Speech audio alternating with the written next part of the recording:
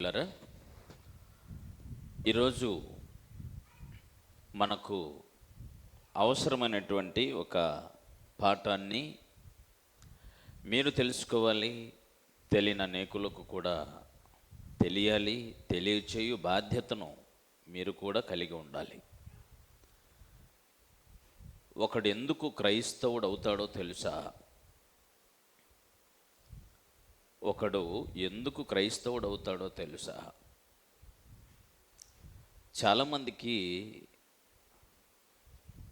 అనేకులు క్రైస్తవులు ఎందుకు అవుతున్నారో అనే దాన్ని గూర్చి అపార్థం చేసుకొని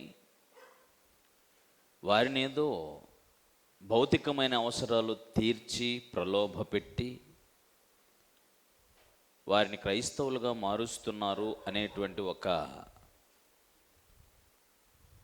అభాండాన్ని క్రైస్తవ్యంపై వేశారు.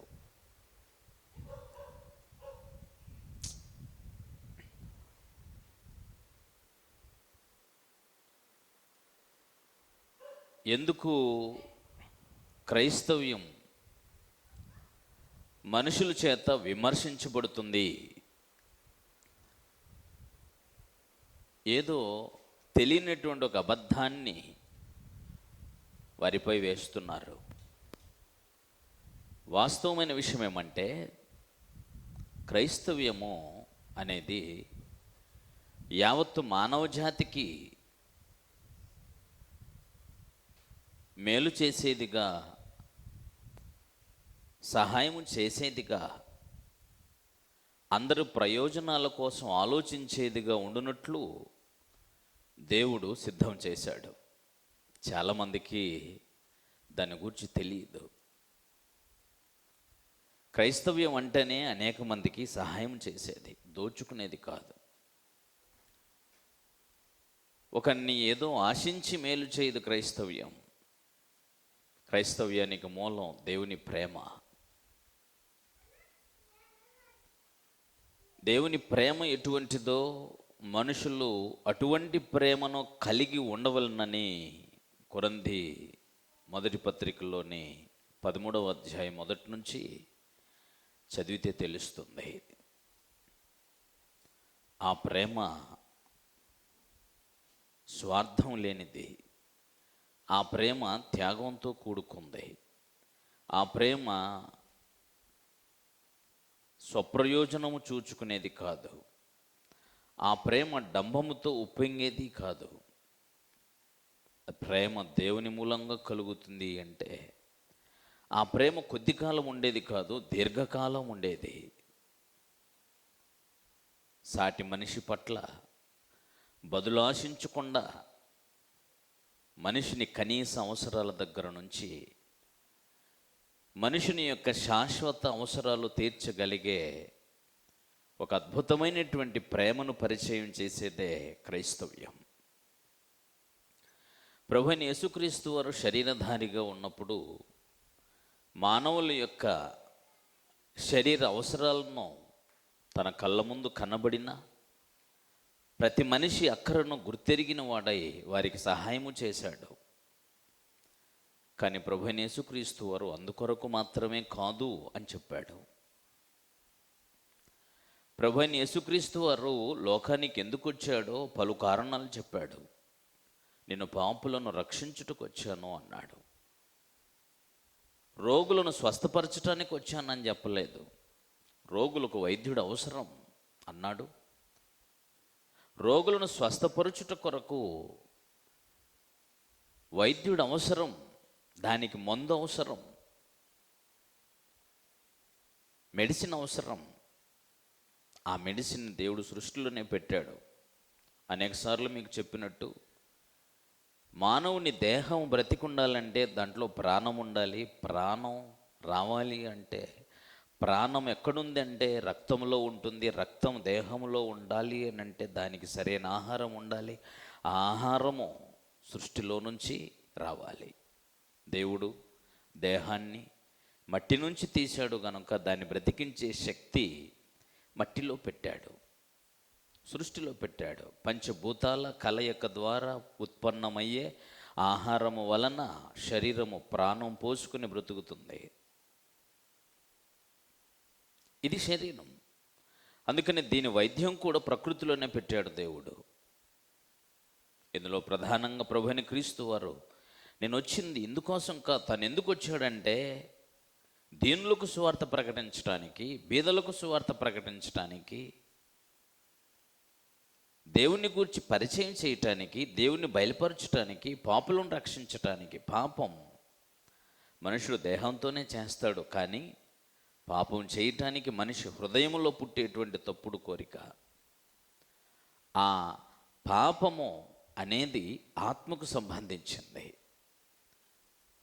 చేసిన తప్పులను బట్టి దేహానికి రోగం వస్తుంది, చేసిన పాపాన్ని బట్టి ఆత్మకు శిక్ష వస్తుంది.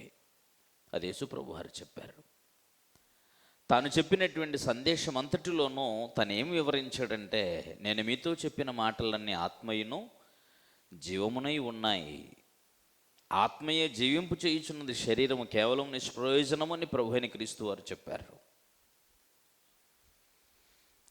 ప్రభువైన క్రీస్తు వారు శరీర అవసరాలు తీర్చి, మనుషుని ఆత్మ సంబంధమైన సమస్యను కూడా తీర్చి, దేవునితో మనుషుని సమాధానపరిచి, నరుని నిత్యత్వానికి సంబంధించిన గమ్యాన్ని సూచించటానికి, నేర్పించటానికి తానే మార్గదర్శి అయి, తానే మాదిరి అయి ఉండుట కొరకు ప్రభువైన క్రీస్తు వారు శరీరధారిగా వచ్చాడు.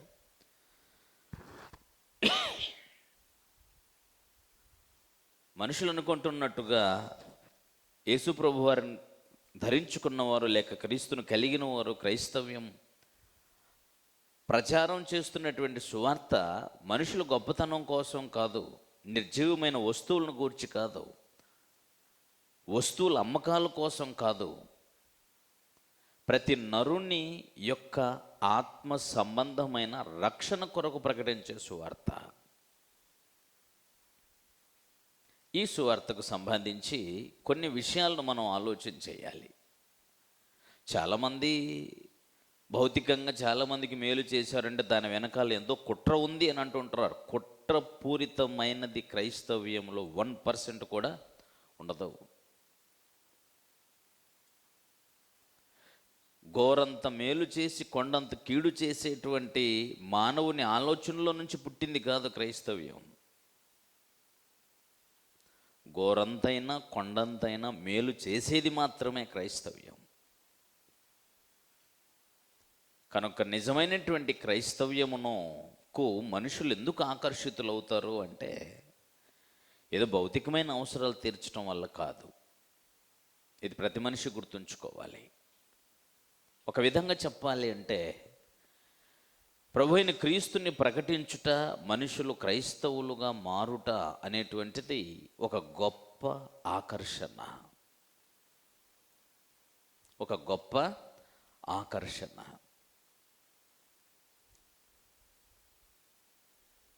భూమికి గురుత్వాకర్షణ ఉంది అని సర్ ఐజక్ న్యూటన్ 16వ శతాబ్దంలో లోకానికి స్పష్టంగా తెలియజేశాడు. అది మనందరికీ తెలుసు.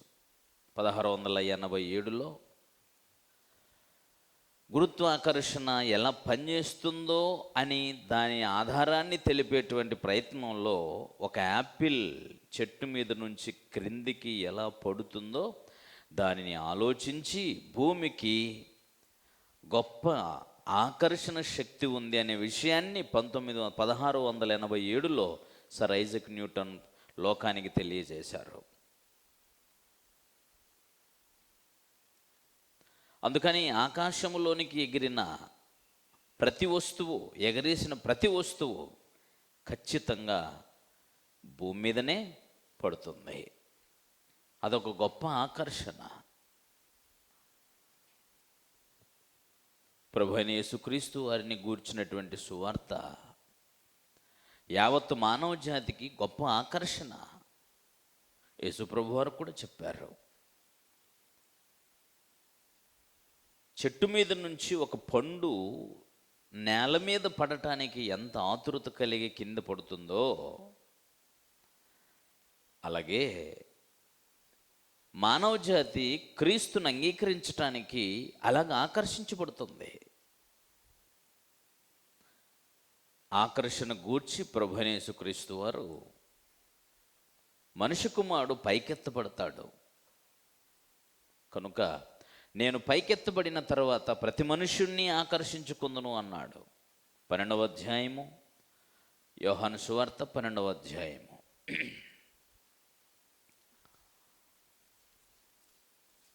యోహాను సువార్త 12వ అధ్యాయంలో 32వ వచనంలో ప్రభువైన క్రీస్తు వారు ఇలా చెప్పారు, నేను భూమి మీద నుండి పైకెత్తబడిన ఎడల అందరినీ నా యొద్దకు ఆకర్షించుకుందునని చెప్పాను. ఆ పైకెత్తబడటం అంటే ఏంటో చెప్పాడు. తాను ఏ విధముగా మరణము పొందవలసి ఉండెనో సూచించుచు ఆయన ఈ మాట చెప్పాను.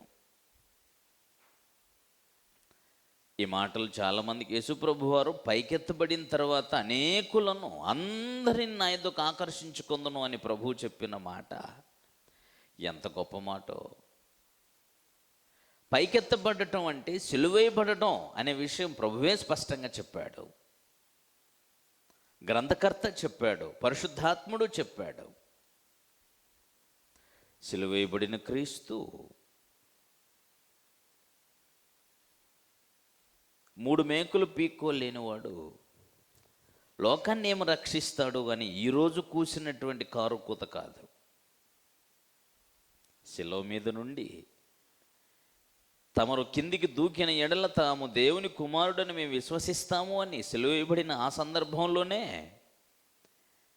ఆనాటి యూద మత నాయకులు, మతస్థులు ప్రభువుని విమర్శించారు. ఆ రోజు నుంచి ఈ రోజు వరకు ఇవే మాటలు యేసుప్రభు వారి కోసం మాట్లాడుతూ వచ్చారు. కానీ యేసుప్రభు వారిను నమ్ముతున్న జనము ఎందుకు కోట్ల కొలదిగా ఉన్నారు అంటే ఈ మాత్రం జ్ఞానం వాళ్ళకి అందలేదా? వీధుల్లో పడి అడుక్కునేటువంటి దాన్ని ఏమంటారు, కాషాయ వస్త్రాలు ధరించుకున్న సన్యాసులు కూడా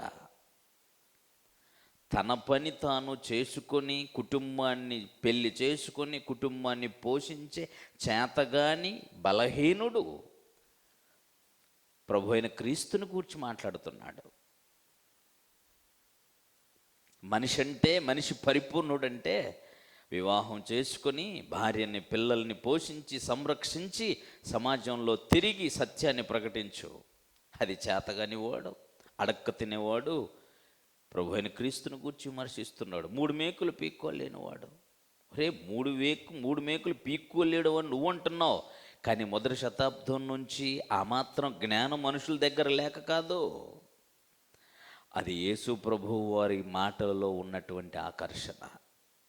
ఆయన అన్నాడు, నేను పైకెత్తబడిన తర్వాత అందరిని నా యొద్దకి ఆకర్షించుకుందును. ఒక మ్యాగ్నెట్, అయస్కాంతం ఇనుప ముక్కల దగ్గర పెడితే అన్ని ఇనుప ముక్కలన్నీ దానికి ఆకర్షితమై ఏ విధంగా దానికి పట్టుకోగలుగుతాయో అలాగా యేసు ప్రభు వారికి, ఆయన బోధకి, ఆయన త్యాగానికి, ఆయన మరణ సమాధి పునరుత్థానానికి యావత్తు మానవ జాతి ఆకర్షితులు అవుతూనే ఉన్నారు. దీనికి గల ఆకర్షణ ఇంకేముంది? ఒంటి మీద బట్టలు లేక శిలువ మీద 3 మేకులతో వ్రేలాడుతున్న ఒక బలహీనుడిని బలహీనుడు చేతగాని వాడని మాట్లాడారే. మీకు తెలుసా, పక్కనే యేసుప్రభు వారితో పాటు సిలువ వేయబడిన ఒక దొంగ ఒక మాట అడిగాడు, అయ్యా నీవు నీ రాజ్యముతో పాటు వచ్చినప్పుడు నన్ను కూడా, అరే చేతగాని వాడు అందరి వల్లే ఆ నేరస్తుల వల్లే సిలువ వేయబడినటువంటి ఈయన తనకు ఏమాత్రం సహాయం చేయగలడని ఆశించి ఆయనను అడిగాడు, అయ్యా నీవు నీ రాజ్యముతో వచ్చినప్పుడు నన్ను కూడా జ్ఞాపకం చేసుకో. ఇంత గొప్ప సహాయం తెలుసా? ఆ దొంగలో వచ్చిన మనస్సు, మారు మనస్సు, విచక్షణ ఎంత గొప్పదో తెలుసా? యేసు ప్రభువు వారంటే అందరిలాగా సిలువేయబడిన బలహీనుడని కిందన్నవారు నీవు దేవుని కుమారుడు అయితే క్రిందికి దిగిరా అప్పుడు మేము నమ్ముతామని మాట్లాడుతుంటే ఆ మాటలు విన్నటువంటి దొంగ యేసు ప్రభు వారిని, అయ్యా నీ రాజ్యంతో వచ్చినప్పుడు నన్ను జ్ఞాపకం చేసుకున్నాడంటే ఏమర్థమైంది యేసు ప్రభు వారిని గూర్చి అతనికి? ప్రభువు మాట్లాడిన ప్రతి మాట అతనిని ఆకర్షించింది. ప్రభు అయిన యేసుక్రీస్తు వారు మాట్లాడిన ప్రతి మాటలో అతనికి భవిష్యత్తు కనబడుతుంది. ప్రభు అయిన యేసుక్రీస్తు వారు మాట్లాడుతున్న ప్రతి మాటలో దేవునితో తాను సంభాషిస్తున్నటువంటి విధానం అంతా ఆయనతో పాటు పక్కనే సిలువబడిన వాడికి ఏమర్థమైందనంటే ఈయన రాజ్యము భౌతిక సంబంధమైంది కాదు అన్న విషయం అర్థమైంది. ఆ రాజ్యములో దేహాలు కాదు ఆత్మలు ఉండేటువంటి లోకము గనుక, ఆత్మలు ఉండే రాజ్యము గనుక, అది ఆత్మ సంబంధమైంది గనుక నేను ఒక ఆత్మను గనుక దేహాన్ని విడిచిన తర్వాత నేను ఆ యేసు రాజ్యములో ఉండాలని కోరిక కలిగినటువంటి వాడు, పక్కన తప్పు చేస్తున్నటువంటి వానిని గద్దించినటువంటి విచక్షణ కలిగిన వాడు. రే నీవు అదే శిక్షల్లో ఉన్నావు, మనం ఈ శిక్షకు పాత్రులము. ఎందుకంటే మనము నేరము చేశాము, మనము చేసిన దానికి మనము శిక్షాఫలము పొందుతున్నాము. మనకైతే ఇది న్యాయమే, ఆయనకు అది న్యాయము కాదు. ఎంత విచక్షణ! తప్పు చేసిన వాణ్ణి యథార్థముగా గద్దించాడే కానీ వాడి వలన మెప్పు పొందటానికి కాదు. చావ సిద్ధమైన తన వలె ఉండవానితో ఏమి మెప్పు పొందుతాడు? యేసు ప్రభువు వారి వలన మెప్పు పొందటానికి యథార్థమైన హృదయంతో గద్దించాడు. మనకి ఇది న్యాయమే, కానీ ఆయన శిక్షించబడటానికి ఇది న్యాయం కాదు. ఎన్ని విషయాలు మాట్లాడేశాడో ఆ వ్యక్తి చూస్తారు ఒకసారి. లూకా సువార్త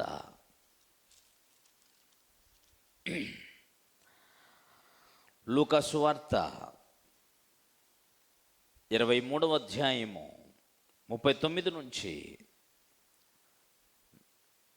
వేలాడవేయబడిన ఆ నేరస్తులలో ఒకడు ఆయనను దూషించుచు, నీవు క్రీస్తువు కదా, నిన్ను నీవు రక్షించుకొనము, మమ్మును కూడా రక్షించుమని చెప్పాను. అయితే రెండవ వాడు వానిని గద్దించాలంటే ఎంత యథార్థమైన మనసు, ధైర్యం ఉండాలి. రెండవది, నీవు అదే శిక్షా విధిలో ఉన్నావు, తప్పు చేసావు కాబట్టి నువ్వు శిక్షా విధిలో ఉన్నావు, నీవు అదే శిక్షా విధిలో ఉన్నావు, ఇంకొకరిని దూషించడం అవసరమా అన్నాడు. మూడవది, కనుక దేవునికి భయపడవా? ఇది దేవునికి భయపడవలసిన సమయం. మరణ దశలో ఉన్నాం మనం. మరణం తర్వాత ఏం జరుగుతుందో మనకి తెలియదు. చేసిన దానికి శిక్ష అనుభవిస్తున్నాం. శిక్ష అనుభవిస్తున్నప్పుడైనా మనిషి దేవునికి భయపడాలి. ఇది దేవునికి భయపడవలసిన సమయం అన్నాడు. ఆ తర్వాత, మనకైతే ఇది న్యాయమే. ఏది న్యాయం అన్యాయముల గురించి మాట్లాడుతున్నాడు అసలు మీద ఉన్న దొంగ. తర్వాత, మనం చేసిన వాటికి తగిన ఫలం పొందుతున్నాము, మనం నేరస్తులం ఒప్పుకున్నాడు. మరొక దొంగతో ఈయనైతే ఏ తప్పిదము చేయలేదని చెప్పి ఆయన ఇలా అడుక్కుంటున్నాడు. యేసు, నీవు నీ రాజ్యములోనికి వచ్చినప్పుడు నన్ను జ్ఞాపకం చేసుకున్నాము. ఆత్మ సంబంధమైన భవిష్యత్తును గూర్చిన దూరదృష్టి కలిగినటువంటి వాడు అతనే. ప్రభువు మాట్లాడుతున్న మాటలలో గొప్ప ఆకర్షణ ఉంది. ఆపదలో ఉన్నవాడు సహితం ఆకర్షితుడయ్యాడు. చావ సిద్ధమైన వాడు సహితం బ్రతికించమని కోరలేదు ఆయనని. అయ్యా నన్ను బ్రతికించు అని కోరట్లేదు యేసు ప్రభు వారిని. ఎందుకంటే యేసు ప్రభు వారు భౌతికమైన మేలు చేయటానికి కాదు, ఆత్మ సంబంధమైన మేలు చేయటానికి వచ్చాడన్న సంగతి అతనికి స్పష్టంగా అర్థమైంది. భౌతికమైన మేలును కోరలేదు ఆయన్ని. అతడు, నీకు ఒక రాజ్యం ఉంది, నువ్వు దేవుని రాజ్యానికి సంబంధించిన రాజువి, నీ రాజ్యంలో నాకు కొంత చోటు ఇవ్వండి అయ్యా. చేతకాని వాణిని, మరణదశలో ఉన్నవాడు మరణం నుంచి తప్పించని కోరకుండా ఇంకేదో అడుగుతున్నాడంటే ఆయన మాటలలో గొప్ప ఆకర్షణ ఉందనే కదా నీకు తెలియాలి. ఆయన మాటల్లో గొప్ప ఆకర్షణ ఉంది. అప్పటి నుంచి, తాను శిలువ మీద పైకెత్తబడిన నాటి నుంచి పక్కనే దొంగ ఆకర్షితుడయ్యాడు. ప్రభు అయిన క్రీస్తు మాట్లాడుతున్న మాటలను చూసి కింద ఉన్నటువంటి శతాధిపతి సహితం 47వ వచనం చూడండి. 100 మంది సైనికులతో ప్రభు అయిన క్రీస్తుని సిలువేసినటువంటి అధిపతి అతనే. ఆ శతాధిపతి జరిగినది చూచి ఏమి చూచి, ప్రభు అయిన క్రీస్తు యేసు వారు తండ్రి అయిన దేవునికి తన ఆత్మను అప్పగిస్తున్న విధానము, ఆ సందర్భంలో ప్రకృతిలో జరిగిన మార్పును చూసినటువంటి శతాధిపతి జరిగినది చూచి, ఈ మనుషుడు నిజముగా నీతిమంతుడయుండనని చెప్పి దేవుణ్ణి మహిమపరచెను. రెండవసారి ఆకర్షణ. కిందన్నవాడిని దూషించే వాళ్ళు దూషిస్తున్నారు, శతాధిపతి ఆకర్షితుడయ్యాడు యేసుప్రభు వారి మాటలకి.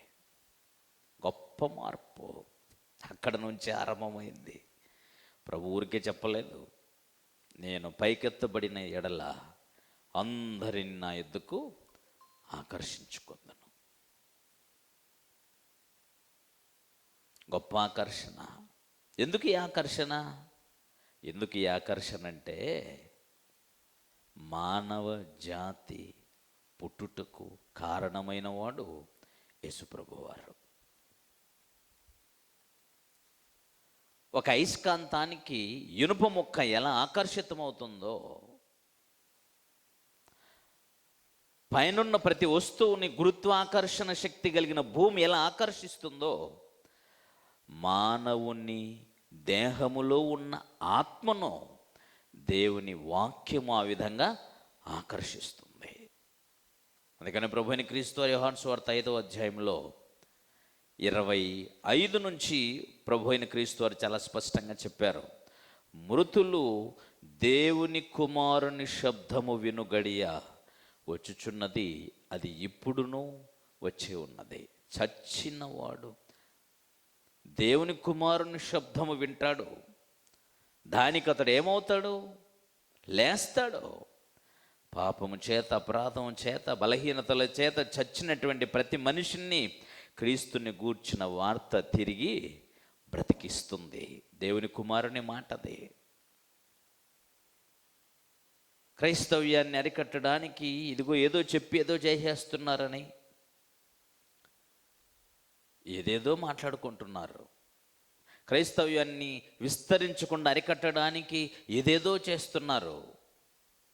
మీకు అనేక సార్లు మానవాళి చరిత్రలో బైబిల్ని తప్పులు పట్టాలని చదివిన మహానుభావులు, బైబిల్లో ఉన్న వ్యక్తుల్ని తప్పుడు వాళ్ళగా చిత్రీకరించాలనుకున్న మనుషులు, బైబిల్ని చించి ముక్కలు ముక్కలుగా చించి కాల్చేసినటువంటి ఎంతోమంది, భక్తి సింగ్, సాధుర్ సింగ్ లాంటి వాళ్ళు ఆ బైబిల్కి, ఆ క్రీస్తుకి ఎలా దాసులయ్యారయ్యా? ఎందుకు దాసులయ్యారు? క్రైస్తవ్యాన్ని విస్తరించకుండా అరికట్టాలనుకునేటువంటి ప్రతి మనిషి ఏదో ఒక రోజు మంచి మనస్సాక్షి కలిగిన వాడు అయ్యుంటే, ఉన్మాదముతో నింపబడకపోయి ఉన్నట్లయితే, మంచి మనసుతో సత్యాన్ని అన్వేషించాలనే మనసు ఎవరికైనా ఉంటే, ఆడు మొట్టమొదటిగా ఆకర్షితుడయ్యేది ప్రభు అయిన క్రీస్తు వారికే, బైబిల్కే. అందుకనే బహుశా అపవాది ఈ మాటలకు, ఈ వాక్యానికి ఎవడైనా ఆకర్షితుడవుతాడని ఎరిగాడేమో. ఎంతోమంది పనికి మాలిన ముఠాలని పుట్టించి అసలు ప్రకటించకుండా నోరు మూయించేసండి అంటున్నారు. అలా నోరు మూయించడానికి ప్రయత్నించిన ఎంతోమంది హిందూ జాగరణ సమితికి చెందిన వాళ్ళు, ఆర్ఎస్ఎస్ లాంటి ఉగ్రవాదులు ఎంతోమంది క్రీస్తు ప్రభువుని విశ్వసించారు. అది ఆయన మాటల్లో ఉన్న ఆకర్షణ, ఆయన మాటల్లో ఉన్న శక్తి. ఎందుకు తెలుసా? ఆత్మ దేవునికి సంబంధం కలిగి ఉంది. శరీర మూలముగా జన్మించినది శరీరమును, ఆత్మ మూలంగా జన్మించినది ఆత్మైన ఉంది. అందరి ఆత్మలకు తండ్రి అయిన దేవుడు,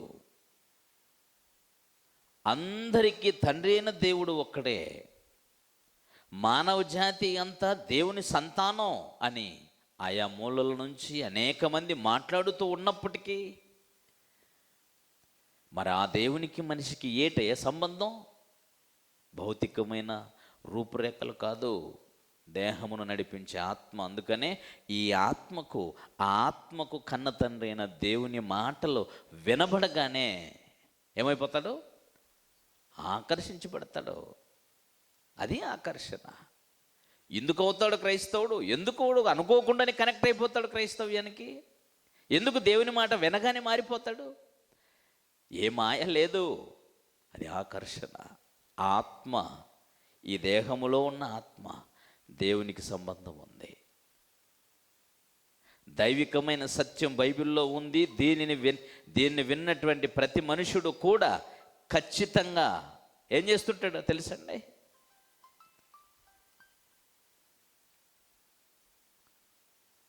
ప్రతి మనిషి కూడా దేవుని వాక్యాన్ని చదవగానే, వినగానే మారిపోతాడు వాడంతే.